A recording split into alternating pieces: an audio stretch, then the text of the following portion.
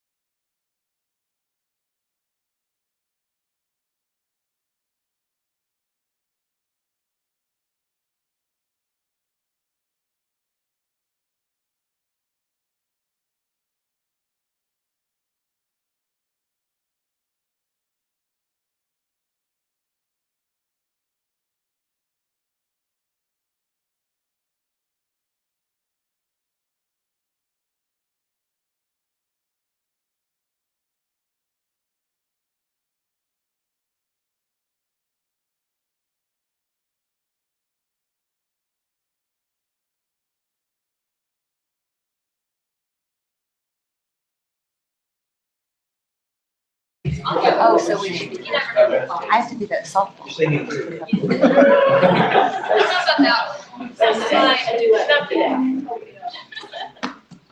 Are we ready? Are y'all ready? Go ahead and start. It's nice and quiet. I don't even get to go.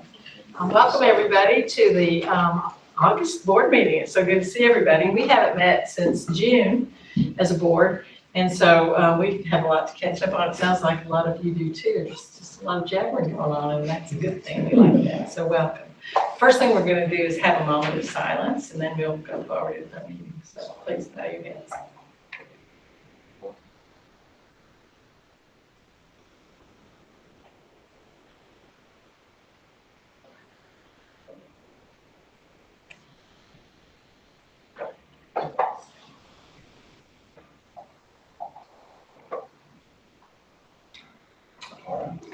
Let us stand for the pledge. I pledge allegiance to the flag of the United States of America and to the republic for which it stands, one nation under God, indivisible, with liberty and justice for all. All right, board members, you have your consent agenda in front of you. Is there anything anyone would like to take off consent agenda? And if not, I need a motion to approve. So moved. Okay, motion from Charlie, second Carolyn. All those in favor say aye. Aye. Aye, very good. Okay, we will move right to the regular agenda now and director's updates. First thing, Dr. Dyer. All right, well, fantastic. Well, it is good to see a full room tonight. We haven't had that in a while, so that's good to see, and good to see all our board members too. Saw several of you, most of you at the TSBA Summer Law Conference, which was fantastic, and good to see everybody here tonight. So we're going to jump right into just quick updates, and then we'll start moving through. First, we had a fantastic summer programming event happen at our elementary and middle school this year. The summer celebration camps that were quite frankly paid for by the Tennessee General Assembly and recommendations from the governor's office allowed us to do some really, really neat programming. And I want to commend all of our academic team, Jeff, Kelly Bender, Joel, everyone who had a hand in putting that together, but also our school teams, our coordinators out there, our school principals, but more importantly, our teachers, our teacher assistants, everybody who poured into working this summer. We saw really cool things. We had the commissioner come visit, and just a great event that really is going to propel our students into being ready for the fall semester, which starts tomorrow. We'll talk more about that in a minute. But the high school also had a great summer program, had a chance to do credit recovery, some really cool things there as well. So I think we've done a lot of good work. I know we've done a lot of good work this summer and prepared students for what to come starting tomorrow. So that's exciting, and we're very proud of what they've done. We've had a great professional development week that wrapped up today. Teachers and staff at our schools and nutrition staff and bus drivers, everyone has received some professional development along the way starting that last Wednesday. And it's been fun to get out and visit our schools and see the things in action. So I know that they've got the latest and greatest information, and they're ready to get out and start using that as we go into this week. Earlier this summer, I had the chance to attend the AASA, that's the National Superintendents Association's Governance and Advocacy Workshop. That's in Washington, D.C. I'm one of the two superintendents that represent Tennessee as far as the governance part of the National Superintendents Group. And we talked about just the business of the group and what kind of legislative agenda that we wanted to push at the federal level regarding what we need as school superintendents, what we need as school systems, and be glad to share that with you at some point. But we also had an advocacy conference as part of that, where we learned the newest about school nutrition trends and the federal government and Supreme Court cases and a lot of other really, really neat things that I could push you out the agenda and let you see at some point. But it was an interesting time to be together and be with other superintendents from across the country just to share and learn. I do want to call your attention on your desk in front of you, and for the public, we will have this on our website in the days to come. So this isn't ready for everyone just yet, but we have a copy of the Cleveland City Schools annual report. And if you've been around Cleveland City Schools for a little bit, you know this used to be an annual publication that came out, and at some point that got away from doing this. But this is going to be something we're going to move forward with, and I'm going to give credit to Julie Smith, who worked extremely hard this summer to put this together and bugged all of our departments just enough to get the information needed to go into this report. As you read through it, and we're not going to go through page by page right now, but as you see information that you may have questions about, or if you see things that, hey, maybe we can report on this for next year or whatever, let us know. And we can definitely pull in different information, different pieces. But we tried to cover all the different departments that you're going to see, district administration, piece about the board, finance, demographics, and so forth in here. So this is something that we'll have for the general public really soon, but it's not ready just yet to click that link. But did want to get a draft copy out so the board members could see that tonight. And again, let us know, give us feedback, and we can make it even better for next year. So Dr. is this, you said it's gonna be on the website, so if I live in somewhere else and I'm moving to Cleveland, that's where I would go to get this, or could I Absolutely. ask it to be mailed to me? We will have copies that we can mail out, or it will be on the website, social media, and so forth. And maybe we can have some out in chamber. That's a great idea. We're gonna have copies in our school buildings and we do the chamber as well. That's a great idea. Grandparents would like to see it, and some of our graduates. Yeah, oh, definitely. And of course, on the back, our portrait for graduate piece in there too. So we're trying our best to get the word out about the great things happening in the city schools, and this is just another tool to make that happen.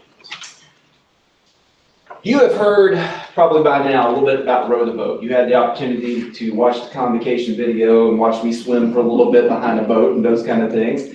And I wanted to just kind of tell you why we are pursuing that as a district this year, so we can go forth a little bit. You will be seeing, if you follow us on Twitter or maybe other social media, a hashtag is a way to organize information. And the hashtag, either CCS Row the Boat, or we may shorten it to CCS RTV, it's the same thing, is a way of organizing information throughout the year. So, if you're on Twitter and you go to the search and you put in there hashtag CCS Row the Boat, you're going to be able to see every tweet that's popped up has been tagged with that. And that's going to be a neat way for us to kind of recap the year, I think, and be able to really show the work that's being done both at the district level and schools. And we're going to be pushing this down. And Julie and I have talked a little bit about how we can really get people to start using this more often, because we do want it to be a push. This is based on a book by John Gordon and PJ Fleck, mainly by PJ Fleck, called Row the Boat. And PJ Fleck is the coach of the Minnesota Gophers, not my football team, but it's a great, they've done some great work up there. And he is a fantastic younger coach with a great story. So I'm going to ask that we click the link real quick. And some of you have seen this several times, but it's only a minute and a half. You can see it one more time. And this tells a little bit of the story. What happened? Row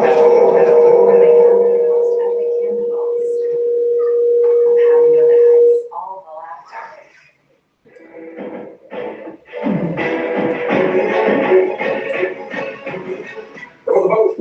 Row the boat is to never give up. There's 3 parts to rowing the boat. One is the oar. The oar is the energy you bring to your life, your family, your relationships, your work. It's the only thing that actually moves the boat. Number 2, that's the boat. The boat is the sacrifice. What are you willing to give up for something that you never had? A lot of people in this world really want things and they need things, but they're not willing to give up certain things to get those things. The 3rd part is the compass. The compass is the direction of your life, set by the leader of your life, but also who you surround yourself with. If you're surrounded yourself with elite people, you're going to go do elite things. If you surround yourself with bad people, you're probably going to get caught up in a lot of bad situations. See, when you row a boat, your back is to the future. Can't see it, can't control it, you don't even know what's coming. You don't know what calm seas or what storms are ahead of you. You just continue to keep your oar in the water in the present, because that's the only thing you can actually control.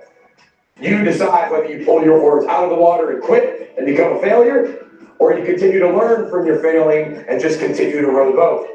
But you're looking at the past, which is the only thing you cannot change, but you can learn from.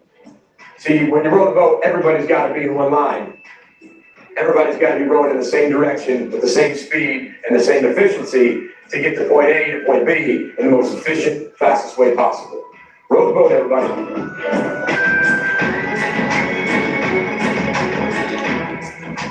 All right, we'll go back to our presentation, and this is how it fits. If you can go back one screen, please. Yeah, right there. So here in our area, Yeah, people might go rowing, but they're more likely to go paddling, right? Because we have the Ocoee River. So in the book specifically, it talks about a paddle is not an oar. I know that, so just being a disclaimer. But with us living here, we're at the Ocoee. We're gonna run with a paddle anyway. And you know, the energy that we're talking about, the oar, it's which way are you going to paddle? And then you get into the boat, the sacrifice. And our job, I think, in a lot of ways, is to find ways to get more people in our boat, on our boat, going the same direction. And then the compass for us is this strategic plan that you guys passed a couple years back, and we really worked hard last year refining with NIET. So now we need to combine all that together and figure out how we get more people on our boat, how we get those oars or our paddles going the same direction, and point everything toward that strategic plan, and then conquer our goals as we go. So when you talk about CCS row the boat, when you see that, that's what we're referring to. And I want things tagged on social media or tell the story through that about how we're going about conquering our strategic plan and knocking off those goals as we go. And that's just a way to encompass all those things together. So that's what you're seeing when you start looking around on social media or you see pictures or things. And then we came up with a nice little logo that goes with that.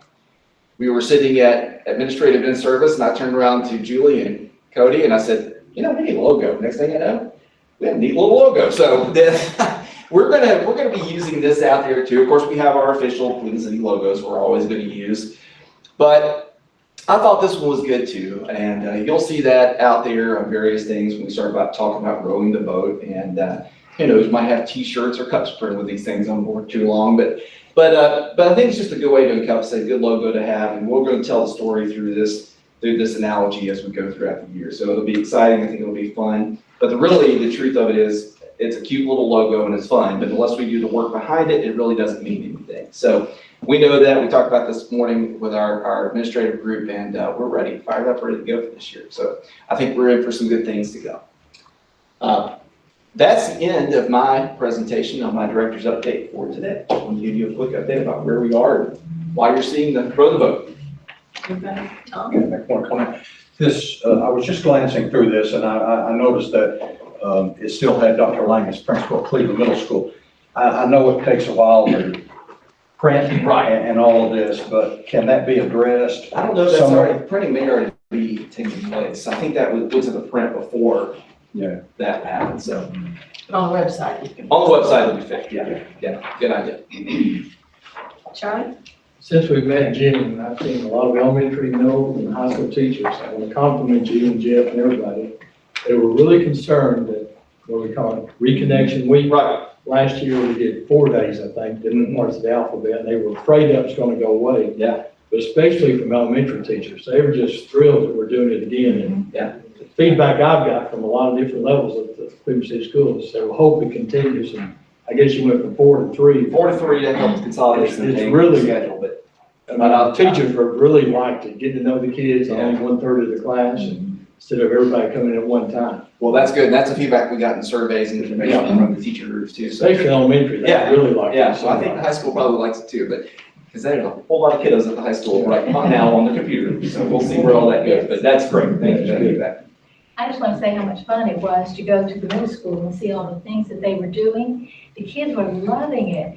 And I thought, wow, what fun. I think I'd like to go back to middle school. But the Hey, we're always recruiting teachers, so. I'm not sure of that now. But the neat thing is that one class was doing this play. And they had a couple of costumes over in the corner. And the teacher said, well, why don't you show them something from the play? Well, those kids got up, they were all excited about doing it and put their outfit on and performed the play for us. I mean, they were just enjoying it so much. I hope we get to do this, every year. Yeah, well, there's definitely money from the state coming next year to do the same kind of program we had this summer. And our hope is that will continue to be funded at that same level. So our fingers are crossed, but we'll have to push the General Assembly for that down the road. I was so impressed with our teachers coming up with all these ideas and fun things to do. Yeah. It's amazing. Yeah. Really good. Did we take some videos of it? Well, at the middle school where you were at, yes, we did. We did. I think everybody'd like to see that. They put that on online. But a highlight reel. Yeah, they were really good. Blooper. Yeah, blooper reel too. Those two exist too. I'm in the blooper, I bet. Anybody else? All right, we will go on to the retiring recognition. I'd like Mr. Kaiser to come forward for that. Good evening, board. We have a few people we're gonna recognize. We'll do our retirees first, and then we're gonna talk about our new teachers. So what we have, as you know, we traditionally invite these people, and we've kind of had to go to slideshows and other things over the last couple of years. But what we have for the retirees is you're gonna see their name pop up, and I'm gonna read a quote about them from their principal. So our first retiree is Leanne Sprouse from Arnold Memorial Elementary. Leanne Sprouse was an integral part of Arnold Memorial Elementary School for the last 39 years. Her caring and love of students was seen in her daily interaction with all students. We are blessed and proud to have had Leanne at Arnold for her entire career in education. This quote from my child. So very impressive. And I will just add, our principals would have been here at elementary, but they're doing back to school night. As you can tell, the parking lots are quite full right now, so they're doing that. That's more important, so. Our next retiree is Dr. Anita Brown, Cleveland High School. Dr. Anita Brown has impacted the lives of many of our special education students.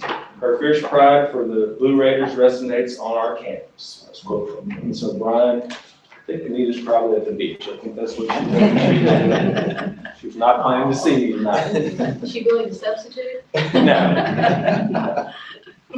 Dr. Delisa Dismukes, retired from Cleveland High School. Dr. Delisa Dismukes has specialized in teaching our most challenged senior math students. She is known for her brilliant sense of humor and ability to meet students where they are. Ms. O'Brien. Dr. Jacqueline Lane from Cleveland High School, an assistant principal there. Dr. Lane made a significant impact on our campus in a short time. She served as our assistant principal over interventions and provided tremendous support for our most at-risk students with her knowledge and experience. This gentleman is actually here, so I asked him to come on in, although he's probably really excited about standing in here.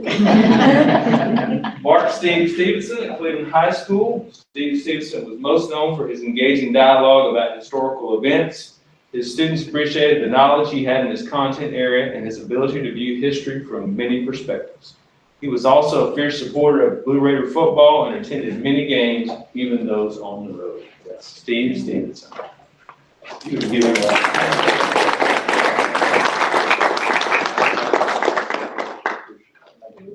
Thank you. Thank you, Mr. Stevenson. Stephanie Perkle retired, as you know, in January from Cleveland Middle School. Stephanie Perkle retired after 25 years from Cleveland City Schools. Stephanie is a consummate professional with a desire to help students bridge gaps in achievement. She spearheaded the start of the CMS 4Cs summer camp. She launched the idea to have our students learn about careers, college, community, and citizenship while working on their academic goals. She leaves behind a legacy of helping every child succeed. Let's quote from Dr. Lane. Stephanie was in Alaska when I called her. Gwen, I'd ask you to come up here and join me. Gwen Turpin has been a valued member of the Ross community for the last 10 years. Ms. Turpin has such a calming and capable presence. She is always smiling and encouraging to both her students and coworkers. She is a wonderful teacher and will be truly missed. Let's go from Dr. Scott.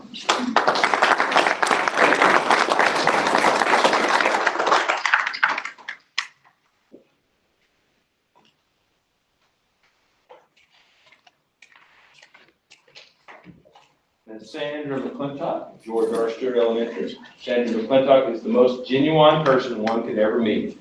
She loves her students and her colleagues with her whole heart and teaches with equal enthusiasm.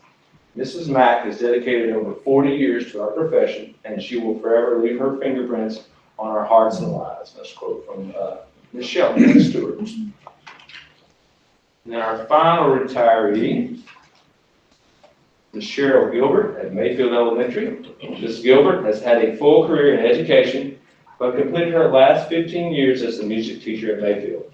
During that time, she has endeared herself to the students and staff alike. She is admired not only for her knowledge of the subject matter, but for the care and kindness she pours upon all. Ms. Gilbert worked diligently to develop a love and appreciation of music within her students. That's a quote from Mr. Stevens. That is our retirees for this past school year. They made it through the toughest year, didn't they? They made it through a tough year. And they said adios. But they did it. They did it, They did it great. and they're Great job. enjoying where they want to be right now. So the next group, we're going to transition to new teacher recognition, and basically we're going to show you some faces and names. So hopefully if you see them out and about, you'll at least recognize that they belong to us. Now they're part of the Cleveland City Schools family, and a couple of them are here, and we'll have them stand and wave and do, their favorite thing to be recognized. The first one is Supervisor of School Nutrition, Kathy Berry. Kathy is in the back. Doing a great job.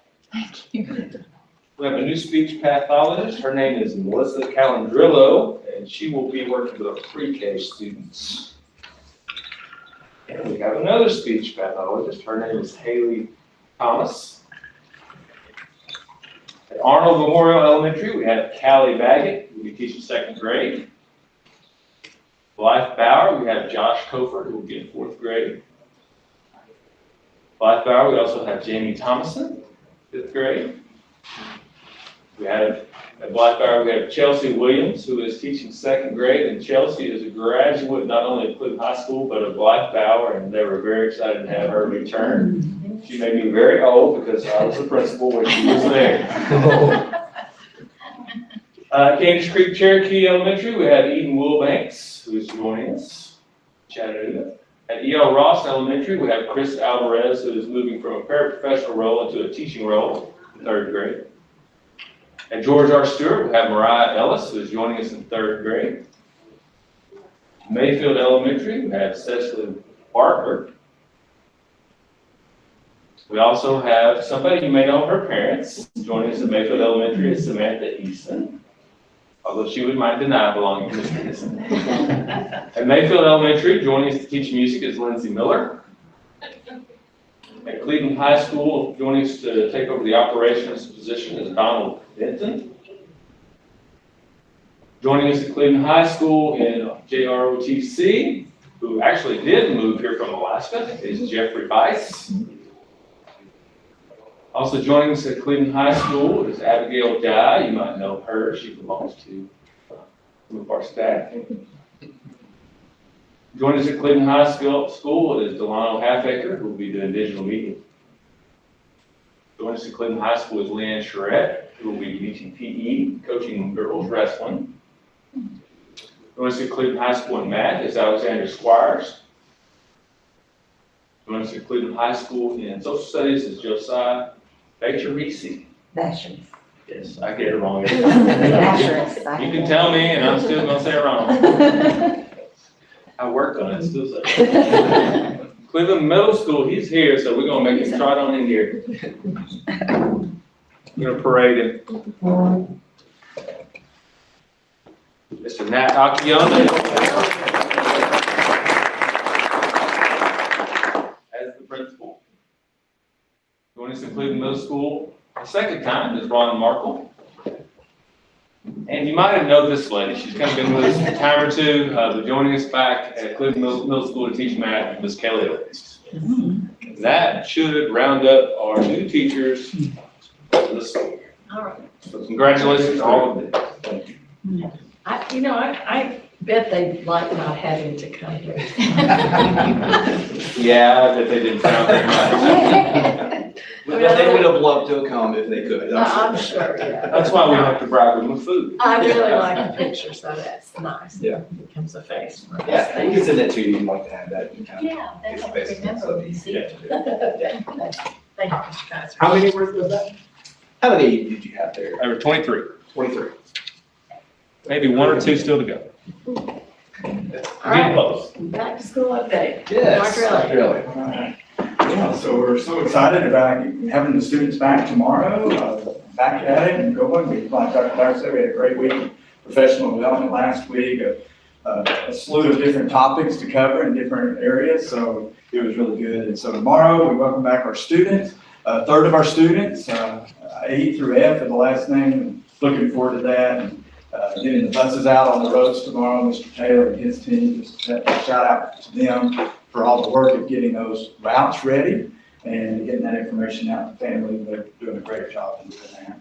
So, just coming to share just a few updates or where we are as we ended the school year last year. We brought to close the mask requirement that we were using, and we brought that to close at the end of the school year. We went through summer school with the option for students to wear the mask. We had maybe a handful of those students. Majority didn't need to, and they didn't do that. So as we begin this school year, where we are right now is for mask. We're encouraging students and staff to continue to follow those health and safety protocols. However, the wearing masks will not be required as we begin school this year. Students and staff may choose to wear those masks if they want to, though. Just a couple of other quick updates regarding that. Last year, we did temperature checks throughout the year at the very beginning of school day. We are encouraging our families to just be diligent in monitoring their child's temperature every day, as they should anytime. However, we won't be doing the initial temperature check each morning when the students come in. We're asking our parents to help us out and monitor that throughout the year. One thing that we are talking about is we've shared a little bit more about monitoring staff illness and those kind of things. However, we will go back to our normal procedures. We have a lot of good policies already in place that were in place before COVID came about. So as far as our staff is concerned, we will continue to honor and respect those times when a staff person is ill. We have the sick days that are their normal monthly sick days that the teacher can, or the staff member can use if that's needed. Mr. Taylor and his team, as far as transportation, will continue to have masks, hand sanitizer, gloves, those things at the front of the bus, so that as students get on, if they need to get a mask, if they don't have one and they want to use one or need gloves or something, they'll be accessible there on the transportation. As far as cleaning is concerned, and continue to clean. We have those foggers, if you remember, they'll still be used on a regular basis at each of the schools available for that. We are going to continue to monitor everything as we do, as we did last year. We'll keep a close watch. We'll be in tune on a daily basis with our administrators and schools, our nurses, are gearing up and preparing. I've asked Laura Hudson to step in for just a minute because we did receive a grant this year that we're excited about that's going to help us related to some of these pieces. And I asked her just to speak briefly about those components of the grant. She won the mermaid mattress. That's right. She's all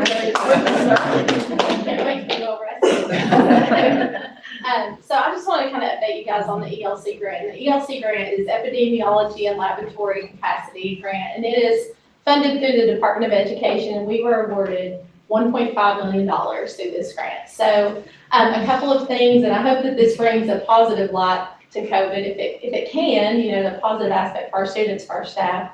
And when we were writing this grant, those are things that we're thinking of. What are some things that we thought of last year that, that we could have used during COVID that could be beneficial if we were awarded this grant? So I'm just gonna go over a couple of those things. The key to this grant is to provide COVID testing.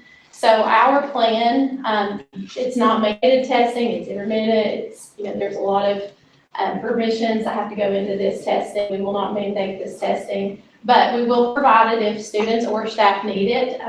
Hopefully by September 1st is kind of my timeline to be able to provide these. Our clinic nurses will have rapid testing available. So that's one piece of that puzzle. And then the PCR testing will be performed by what we hope is a COVID nurse that we talk about tonight. And that nurse, she can also help with those nurses with contact tracing if we ended up having to go back to that with the way numbers are increasing. Hopefully that won't be a piece, but she will be able to assist and kind of support them. I know that would be a big burden off their shoulders. It'll help us increase clinic supplies and update our clinics throughout the district. One big thing that I hope we're able to secure in the next month or two is a mobile unit.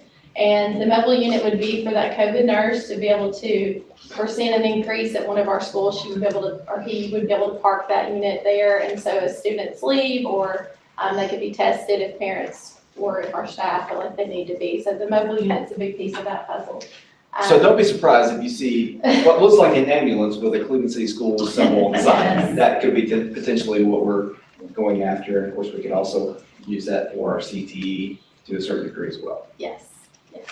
Other benefits would be the COVID nurse, if we do see, like, she has some downtime or something, she could provide like preventative education in our schools to our students, basic hygiene, hand washing, those types of things.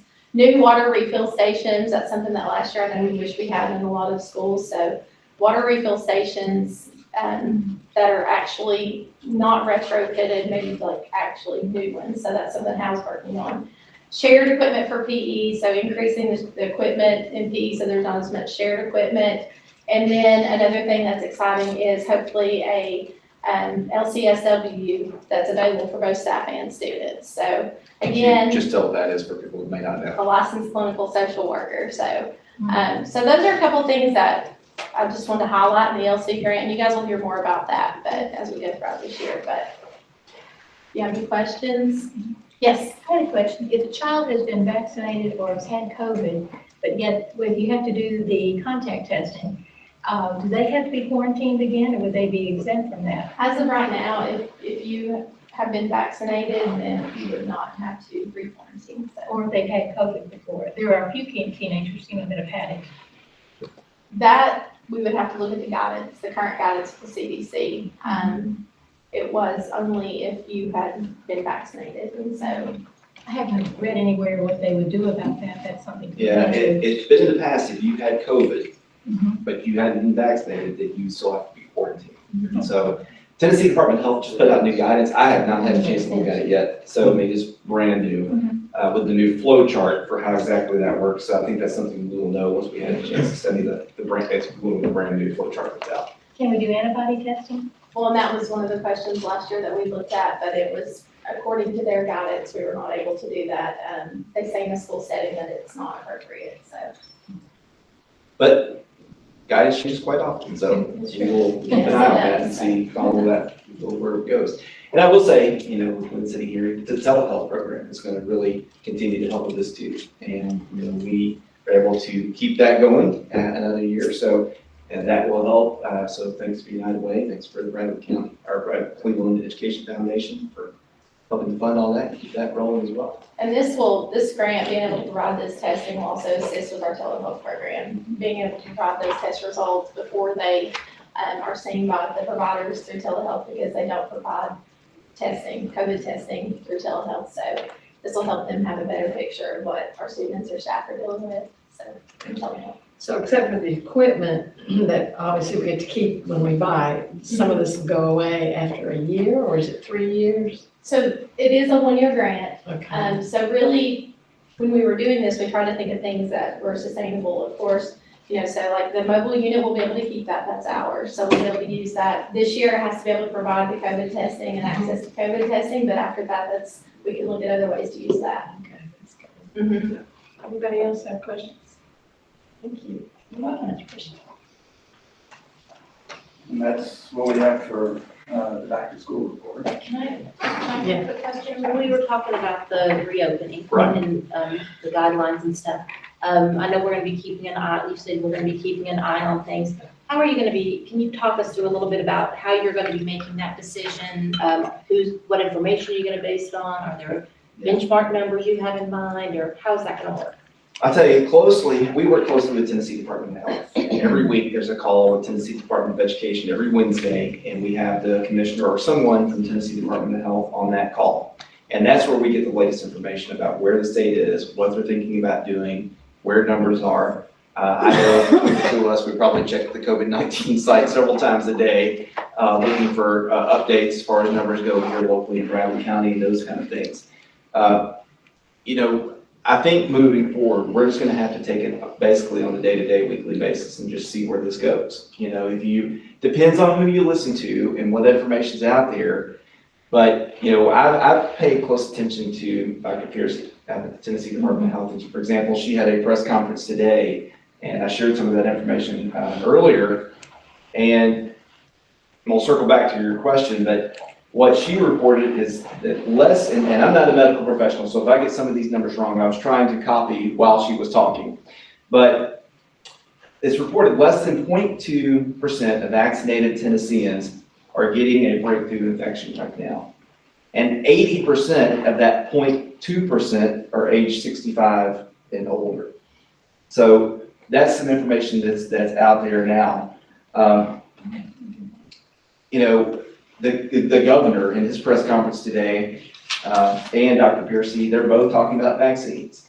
And, you know, Dr. Piercy stated over and over again that vaccinations are available for students down to age 12. Now, of course, we don't mandate vaccinations to enter Cleveland City schools. That's not part of what we do. We're not in that job to mandate vaccinations, but we certainly would encourage our families to talk to their personal physicians about if that's a choice they want to make, pros and cons, whatever the case may be for that. So that's something that's out there for students 12 and older. The governor in his press conference today talking about test scores and the state release and all those kinds of things, talked about, and this is again a paraphrase of a quote, but we have a solution for COVID-19 and it's the vaccine. So again, we're not in a business of mandating it. We're not going to offer, that's not part of the grant that we received. We're not in the vaccination business, but I would just throw that out there that it's a good idea for families to talk to their personal physicians about that option to see if that's something they want to do.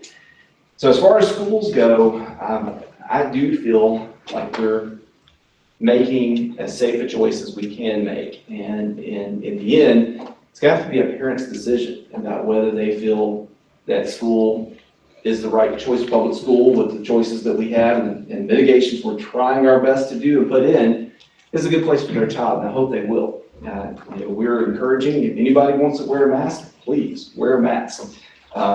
Please social distance as much as you can. Wash your hands. We're going to keep preaching that and making sure our classrooms are cleaned to the highest level, our school buses, our cafeteria tables, and all those kind of pieces. But I would say that in any situation, whether it's in this room or you go to Target, there's an inherent risk that you have to be willing to accept in a public setting with still what would be, I guess, considered a pandemic that's going on.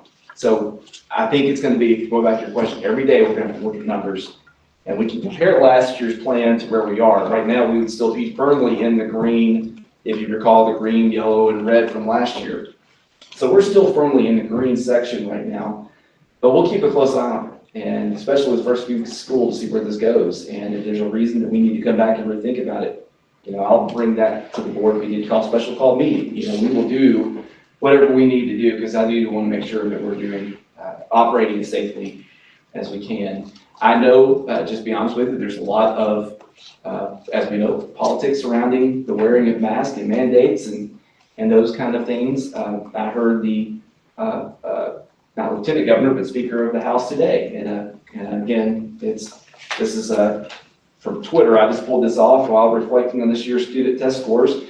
Tennessee Speaker Cameron Sexton threatened that if schools close or require masks, he's going to ask for a special session to introduce legislation allowing parents to take their tax dollars elsewhere. Now, that's one politician, but just those kind of things we have to consider. But I think it's like we did last year, we follow the science and follow the facts and try to keep politics out of it as much as possible. And I think we did, as a collective body, a great job last year, and the schools did a great job.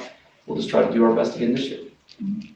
With our grant, if a family wants their child to wear a mask and they don't have any masks, will we have some We there do. to give them? We do. In fact, through the United Way, Amazon donated, I think, 500 masks just the other day. And then we have probably supplies from last year, still probably quite a bit of supply last year that we were able to get through our schools through the Tennessee State government. So we do have quite a few masks that are out there. And sanitizing Yes. wipes and hand sanitizer. So we All those encourage teachers today to get classroom supplies so they can keep that sanitation. They're well-trained on mitigation. So- Right. But we ordered a bunch, Hal advised us, order a bunch, so we have plenty for next Yeah. year. So Yeah. it's just good help. And I'll say all of our principals did that right at the end of the year when they were about to cut off. And Doug and Laura put out an email saying, order everything you might want. And we got it delivered. And we so did. That's good. Carolyn?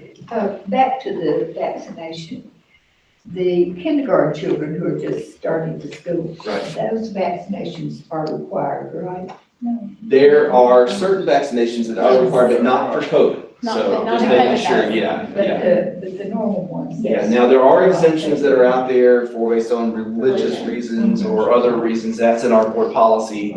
So if a parent doesn't want to do that, they have a way to allow the school system to know that in advance. But yes, for the most part. Anybody else? Are there any, school systems that are mandating the mask? I think, and I'm also tell you, I think, so put an asterisk on this, and I want the media to check this out before they print it, but I believe Shelby County schools may be requiring so far. I think Metro schools in Nashville will call a meeting for later this week to discuss that, but those are the only two that I'm aware of. Now, I don't know every school system, but those are the only two that I'm aware of that may be going down that road. I'm sure you all probably received some of the emails we've gotten from various legislators across the state pulling a quote out of the Williamson County lawsuit that was in Chancery Court in Williamson County that said, you better not mandate masks, because if you do, we're coming after you. And I've gotten 3 or 4, gotten some in snail mail. And of course, they're not quoting the whole decision by the Williamson County Chancellor, because she ended it, or he ended it, by saying it's like a dress code. If the school boards want to do that, they can. But they took out some quotes in the judgment where the chancellor was questioning whether school boards had that legal authority. So they're using that to send us these letters, and I bet you all have all gotten those, haven't you? So I just put them in the trash where they belong, but, you know, that's the politics that we're trying to stay out of. Can I ask one question? Yeah, Kristen. Of course. Go ahead.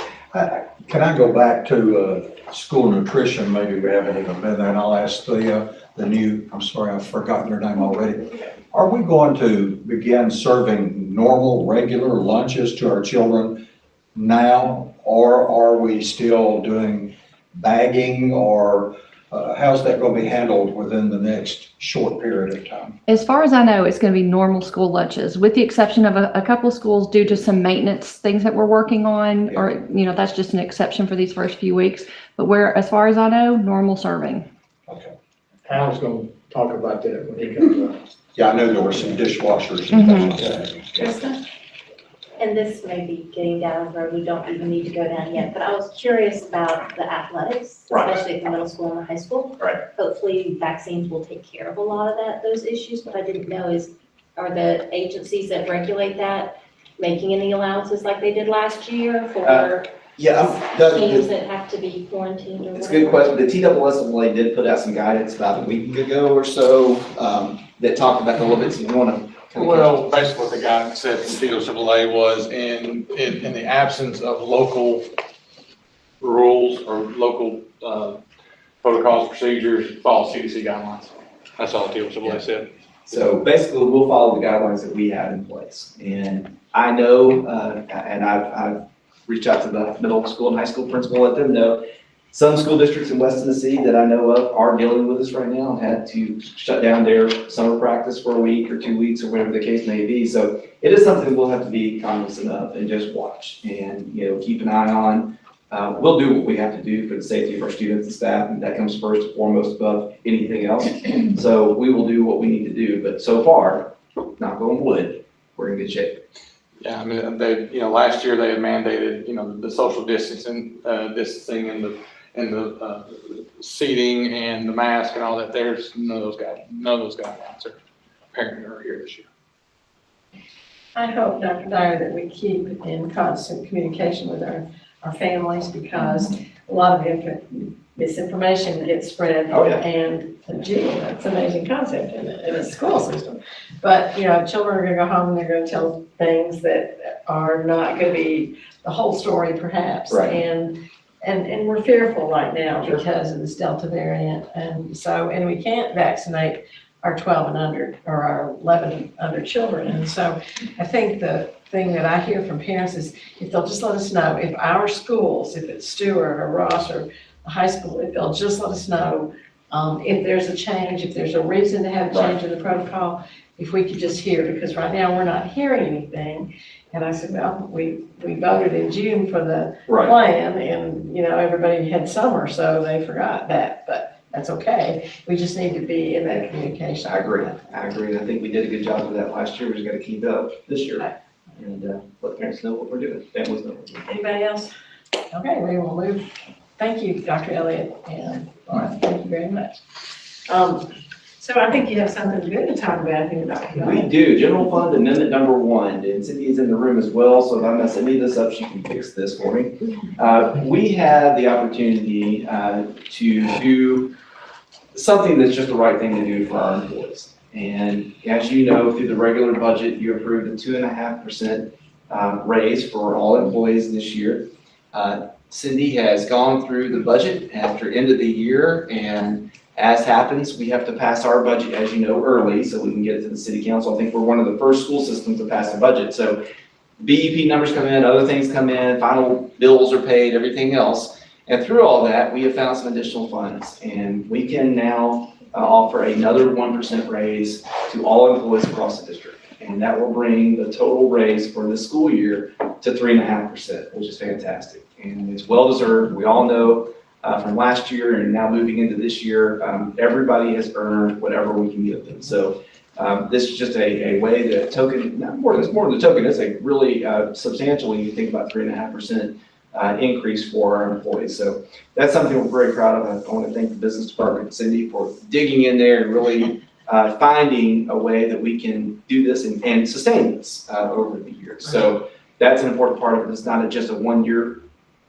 fix. This will be from here out. This 3.5% becomes the norm from here out. When we, So that's your recommendation? That is my recommendation. Need a motion and a second, please. So moved.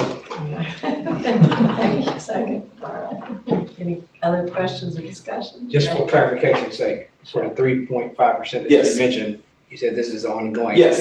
It is ongoing, but it's not 3.5 No, per year. exactly. Okay. 3.5 this year, and whatever that equals, it could be next year. I'll vote for that. One every year. I think it's great what Cindy, if we need to do something every year for all, now this is all employees, right? It's all employees. All employees. We Absolutely. do something every year for them, they do. I agree. Last year was rough, but every year they go beyond the call of duty, I think. I'm so proud of all our teachers because they all had a wonderful attitude. They all wanted to be in school. And I didn't hear any complaints, from our teachers. Yeah. Really, really grateful we have such great staff. We had a positive year. It was tough, but it was It positive. was tough. Folks are happy, positive about this year too, so Yeah. look forward to it. All those in favor, say aye. Aye. It's unanimous. Fantastic. Okay.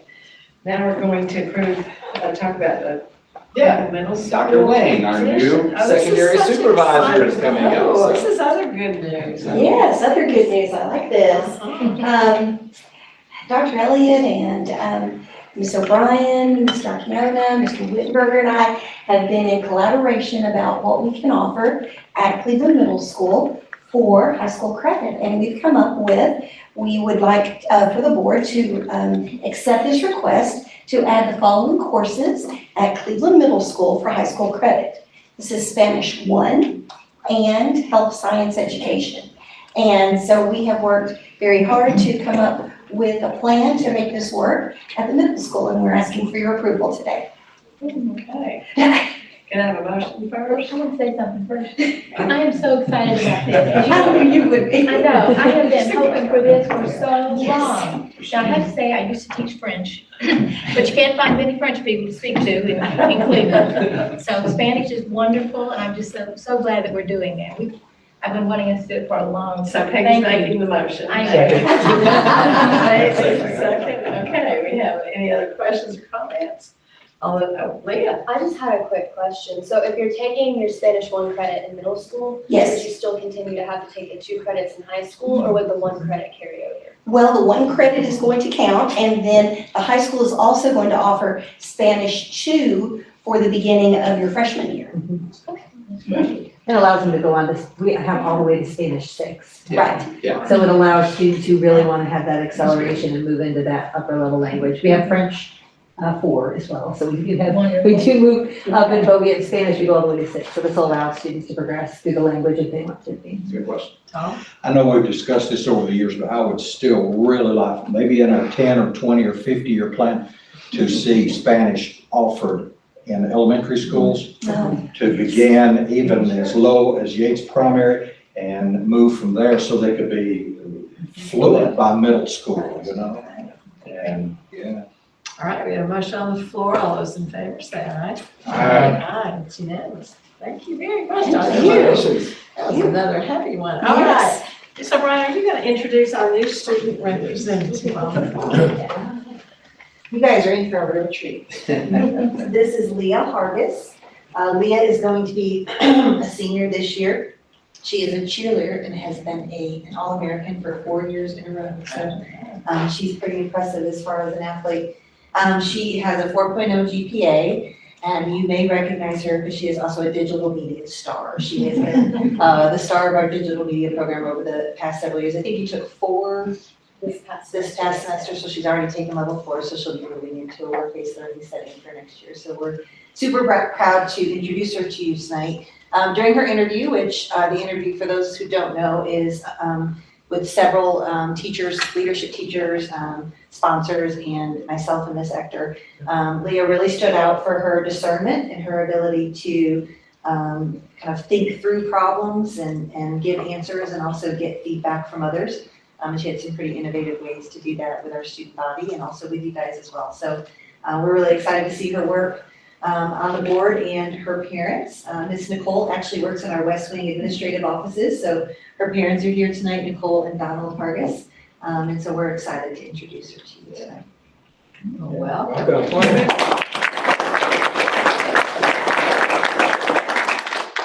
I know some of you want to welcome Leah.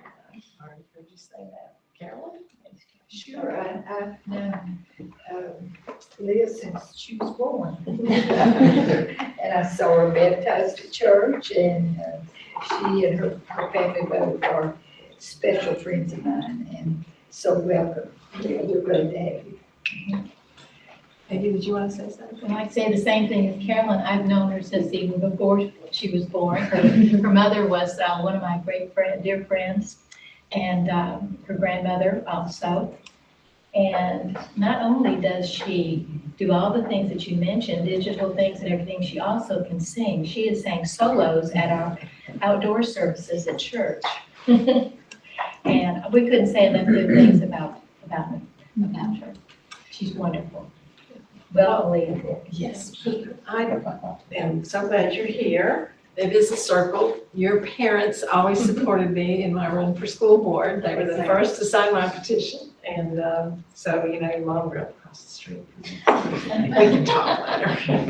But welcome. And we will have you giving reports, but we also want to assure you that we would like you to chip into the conversation when you have some insights perhaps you can offer us from the student's viewpoint. And we all want to hear that. That's why we have a student representative on our board. And so we're very excited to welcome you and looking forward to a great year. Thank you. I'm happy to be here. Okay, you don't have to make speech. All right. And parents, you can stay through the meeting, but you can leave if you want, but you can't leave. They drove me here. Okay, now we're gonna move on to our subcommittee. Yes. Charlie. We have 2 special guests tonight. Toby Pendergrass, representing Mr. Alan Jones, and Josh Coleman, and they're going to talk to us about the concept of the Bill Tally statute. All right, we'll be brief. Let me start off by saying what an honor to be in a meeting with 2 education icons, Don Robertson and Peggy Pesterfield. It's an honor to see you all again. So Alan Jones Foundation has always been a big fan of Bill Tally. We paid for a book to be written about him a few years ago, and we were super excited when we heard about the baseball field naming after Coach Tally. And had talked to Bill and David about the way to complement that with a statue and added the baseball field of this legendary icon who has changed so many lives. And we thought of none better to do it than Cleveland High School graduate Joshua Coleman, who did the Bill Tally statue downtown. Many of you have seen or are familiar with his work. So we are excited just to put that out there for you all and to fund all of the costs associated with it ourselves and to work with you on whatever we need to do to make it work so everybody can continue to be inspired by this man who's no longer with us but changed so many lives. So we'll just answer any questions you have, and we also have our. So you guys say one thing, it's the stadium, not the field. Right. Because the campaign fields are all regular fields. So. For sure. Absolutely. Thank you. Good. Josh, you did the Blue Raider statue in front of Cleveland High School, did too, didn't you? No, I did not. You did that? No. Okay, I thought you did. Did everybody get the thing that came out today and the concept drawing off it? There it is. Coach Talley was what, Bill? 4'10" or? Anyway, I don't know if it's 4'10", probably a little shorter than that. 4'9", I think. 4 feet 9 inches and with his arms. And I never saw it, but people told me he could, one arm hold the baseball up and the other arm with the bat, and he could hit, couldn't he, Bill, get it crazy. He used a fungo bat. We were talking about that earlier because that's the one thing and this is just a conceptual idea of what we do, but Bill Talley's fungo bat was part of his persona. We probably need his fungo bat somewhere in that because people would come to watch him hit infield. And he'd play pepper with you. You know, I caught for Coach Talley in Little League and you'd put it on his nub and he'd throw it up and hit it and he'd waddle out to the mound and jerk it out. I was pitching in the state tournament and he jerked me down and said, "Quit aiming the ball and throw it." Walked back to the dugout and, yes, sir. But he was just such a unique person because he didn't want to be identified as having a handicap of any kind. And he really took offense to being called handicapped. And as far as I know, there's two things he couldn't do. He couldn't button this button, he had to button that button, and he couldn't cut meat, but he could do everything else you and I could do. He could tie, he did everything, drive a car. And the most interesting story was when he was taking Greg Davis down to the University of Alabama to visit Coach Bryant, and back then the interstate ended in Bessemer, and he got rear-ended. And the Alabama State Highway Patrolman comes out and asks who's driving the car, and Talley raises his nub, and the guy looks at him like, you're driving the car, and he was, he was. But anyway, Bill Talley's a unique person. Anybody that's our age, he inspired us from Little League baseball all the way through till he left here, and he probably would have never left Cleveland except he had an opportunity to coach at Texas Tech when Steve Sloan and Rex Dockery went to Tech. When they took that job, Talley was one of the first people they hired. And then he stayed in Texas and never came back. But, wonderful guy and someone who really inspired this community. And hopefully that kind of inspiration is part of the foundation of Cleveland High School. Yes. And Coach Scott hired him. And Coach Scott hired him because of the person he was and because of the way he influenced the community. And that was one of the first local hires that Coach Scott ever made. And it really solidified Cleveland High School's position in those early formative years. So if we have a statue of Bill Talley, but we don't have a story, we need a story. We need some way for any visitor that doesn't know about Bill Talley to know why we have a statue of this short coach in the baseball stadium. I think where Toby and Josh are, what he's leaning on there, is that gonna be like? Yeah, that's 2 or 3. Right, that could be the plaque on. Oh, okay. Yeah. Oh, that's So when he's great. leaning on there. Was he ever an employee of Cleveland City Schools? Yes, he coached and taught here for years, yes. I didn't know if he did anything other than coaching. No, he taught business and other social science courses, and then he was the head baseball coach and was the freshman football coach. He lost 2 games in his whole career as a football coach, freshman football coach, and did a lot of the scouting. He and Jack Kibble and Chuck Condo used to go and scout the opponents for the next week. And those scouting reports were the things that led to our victories because goodness knows we didn't have much talent to work with, so we had to have somebody put us in places to be in the right place. But so he was a part of the school system for years. Probably made as big an impact in the classroom as he made on the athletic field. And was loved by the teachers. And we talked to some of the old teachers like Will McCross. Peggy, you were there when he was there, but y'all were in different sections. But talked to Will McCross and some of those, and Jim Woodall. They just loved Talley. Chuck Condo would do, he would walk across the bed of hot coals for Bill Talley. The ones that got the book, the one that I got from George Starr, on the inside cover is the actual handwriting. I mean, it's as good as I've ever seen on the inside cover. Great pen, he'd stick the pen in his mouth and use his two arms and could write it. I mean, I wish I had penmanship as good as his. Yes, it was unreal. Look at that on the inside cover there. Just such an inspiration to everybody. He really was. I mean, he really, you know, you couldn't, I mean, how could you take anything that had bothering you when you look at Tally? Exactly. And his mother, an interesting story, but his mother forced him to do things, and she said it was so hard when he was a young child to let children, you know, children can be cruel, not meaning to be, and he's out there playing with kids in the street, and he'd get knocked down, and he'd have to get up and do things, and she said to watch your child go through that, but she knew she had to let him do it in order to get to where he was. He started at UTC and hitchhiked from Cleveland to Chattanooga for the first year or two of college, and then transferred to Lee.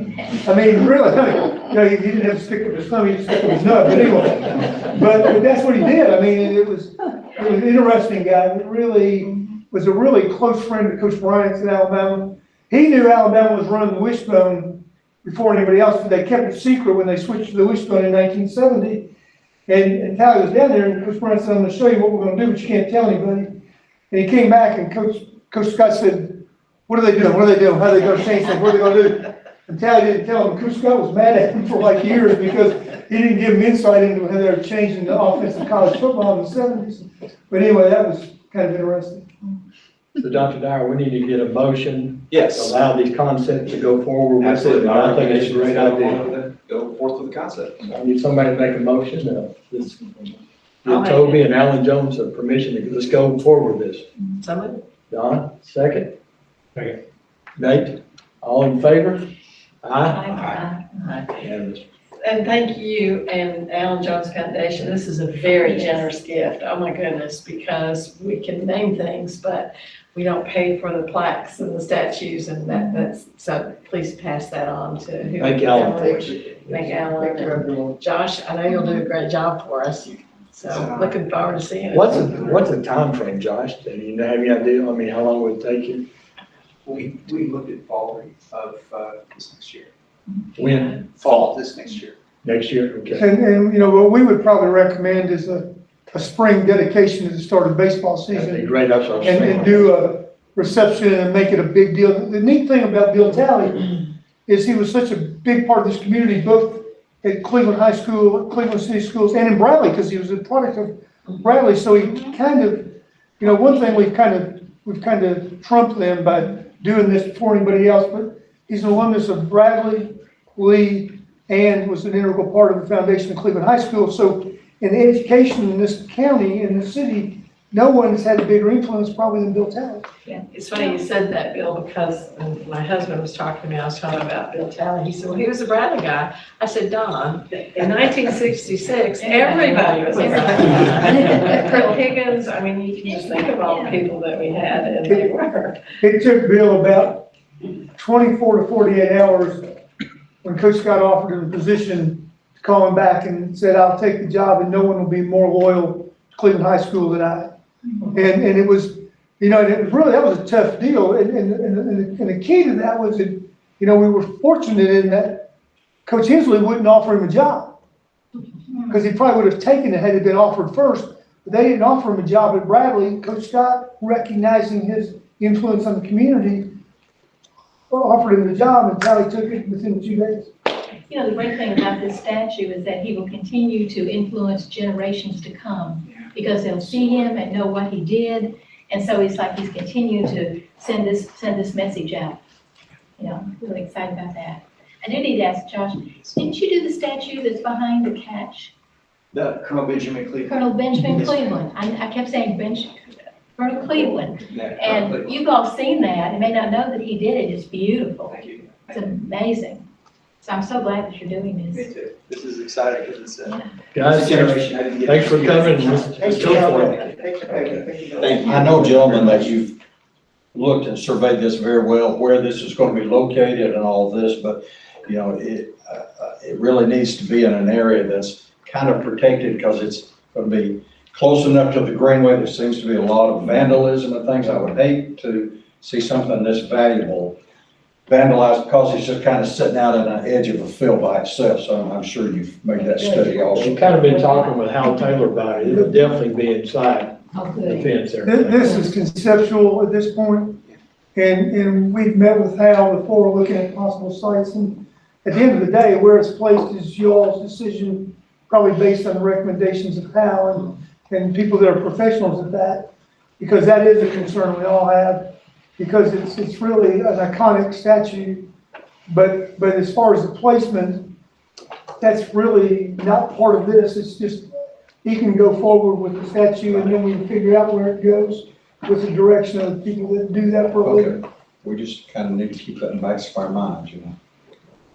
We meet all the codes and, I know. and safety and.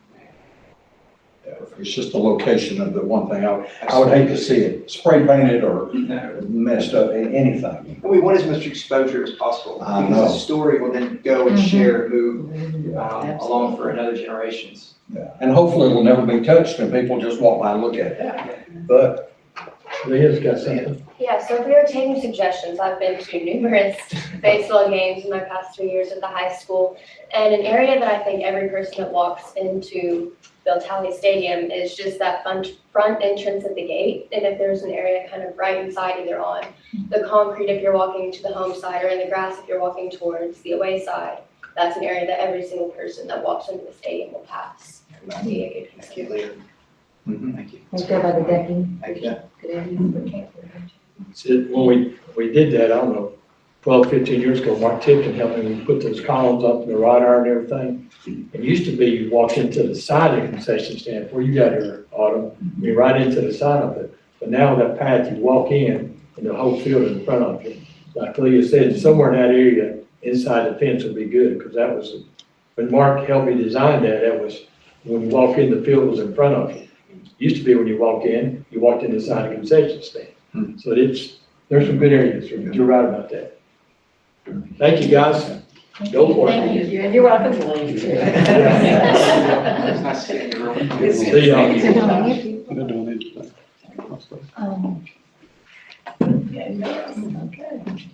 Bill and David, it's gonna be long if you want to. I think we're going. All right. Again, hey, thank you for all, y'all have been wonderful to work with. Autumn's been wonderful to work with, and working with this board has been great. We look forward to, David's got a couple more projects he's got going, and we'll be glad to show you as we come. But we're working on a couple neat things, I think. Well, that's made a great decision. Thank you. I want you to know, we haven't been involved in a single conversation about the subject without considering two factors, and that is vandalism but having a place that people can see. Maybe Hopefully, put some cameras on it or something to make sure it stays safe. yeah, well, that's gonna be really important, and I'm sure those involved in the decision will bring back this recommendation. Thank you too. Thank you too. Thank you. Come back. Always, thank you. Thank you. I love nothing like alumni. You know, like, you need me? Oh, I'm good. You know, I wish you could. Al Taylor's gonna, you ready now? Yeah, I am, I left my books in here. Okay. Gotta get his cheat sheet ready first. He's got a lot to talk about. Been a busy summer, hasn't it? Sorry, I had too many projects not to use my book tonight. So. Al's gonna give us an update on awnings and hood bins and what dishwashers and the west wing. And he called me one day, he said, come over here, I want you to go to the west wing. This is when they first done, he finished the gym floor. And you saw some pictures, I don't know anybody else see the pictures. I walk in Shirley Pace's old chorus room.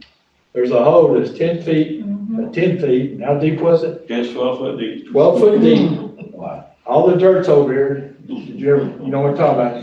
There's a chorus room there, and there's plastic underneath it, piles of dirt. We go down the hallway, there's one in front of the diners, one in front of the old library, and one out by culinary. And these holes are, I mean, huge. This is what, 1st of July, you told me? Yeah. I said, how is it, are we gonna be able to get this done? It's all done. This guy, what he does every summer, what he does all the time, I'll tell him, we appreciate you, man. You're outstanding. And also, Chuck Condon was mentioned a while ago, one of his good friends was Ben Wilson, Don, he was in Athens Junior High for years. His son was Keith Wilson, who did a lot of this work for Al, and had Wilson Construction in Athens. And the dad, Ben, was telling Chuck Condo, Keith Wilson, who's a younger, how old is Keith, 40? Yeah. But he said, Hal Taylor is one of the best people I've ever worked with in school systems, maintenance, he knows what he's doing, he makes people do their job. And Hal returned the compliment, said, Keith Wilson was a great person to work with too, but what he does all the time, but what he got done this summer was amazing. Go ahead. Still going. They're all going, you know, we're a couple of projects. Well, I appreciate that, and I've got, you know, what makes you good is when you got good people, on both transportation and maintenance side of things. We've got really good people in our departments here that care about what they do, and that shows. I can call any of those guys at any time and say, I need you to check this out, do this, do that, and I won't say that they won't begrudge them, they do it every now and then, but they will do whatever I ask, and they'll show up here at 2 a.m. if we have to, so we've got really good people down in that department, and they make me look good, so I appreciate it.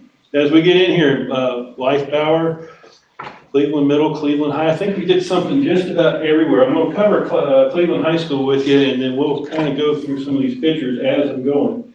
First at Cleveland High School, as I mentioned the last board meeting, we would have some delays. Just because what we're running into with all the COVID delays, with construction materials, with chips, microchips and everything, we knew we would have some delays. We were hoping we wouldn't have delays that would cause us a problem with starting school. That was the number one issue. Well, I can tell you we don't have those kind of delays. We do have a few. On all our hoods that had to replace the whole hood and getting fire code and catch up with all of those things. We, you know, we're doing really well. I'm hoping actually that we'll be having them up and going by the end of this week. If not the end of this week, by the end of next week. Fire marshal is actually supposed to be here Thursday and do the inspection. So if everything goes well, then hopefully by Friday, you know, we'll be a week earlier than we planned. If not, we may be into next week for the fire hoods. And, you know, we know that's made it hard on child nutrition, and we appreciate them understanding. And, you know, 3 of our schools will have to have lunches that we can't prepare hot lunches because we don't have hoods. So we really appreciate child nutrition's helped out a lot on that, and it's made it harder on them, but they understand too. Hopefully in the long run, this will make things better in those kitchens. We have dishwashers that came in. They actually didn't even ship until July 16th. So they're in now. Hopefully within the next 2 weeks, those will be up and running as well. That's our delays. Those are our 2 biggest delays I want to let you know. Even with them delayed, they're in, the ceilings are in, and we're buttoning them up. So that's the good part about the projects. And that was at the high school that we did hood and dishwasher there. And just for those who are watching this later, we're not talking about dishwasher like you have at your home. These are commercial dishwashers and commercial hoods, and it's a lot different than one you just install in 2 hours. Yeah, these are as big as a compact car, just about. I mean, These are big dishwashers and heavy and difficult to get installed.